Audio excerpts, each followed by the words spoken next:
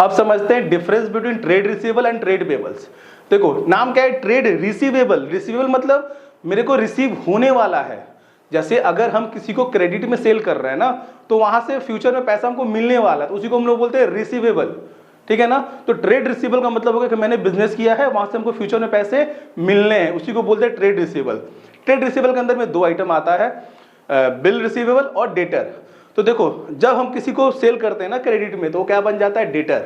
और जब उस डेटर के अगेंस्ट में हम एक बिल ड्रॉ कर देते हैं, एक लीगल इंस्ट्रूमेंट बना देते हैं जिसमें ये मेंशन रहेगा कि अगला मेरे को इस तारीख को इतने रुपए देगा, उसी को बोलते हैं बिल रिसीवेबल। और इन दोनों के टोटल को ही हम लोग बोलते हैं ट्रेड रिसीवेबल। सिंपल समझो, जिसको हम क्रेडिट में सेल कर रहे हैं, जिसको हम क्रेडिट में गुड्स बेच रहे हैं, वो मेरा क्या कहलाएगा, डेटर। ठीक है। और अगर उस डेटर के अगेंस्ट हम डेटर के नाम पे एक बिल ड्रॉ कर रहे हैं और वो एक्सेप्ट कर ले रहा है, तो वो डेटर अब क्या बन जाता है, बिल रिसीवेबल। ठीक है ना। अब इसी के उल्टा क्या है, trade payable. Trade payable, payable से मतलब क्या समझ में, हमको पैसे पे करने हैं।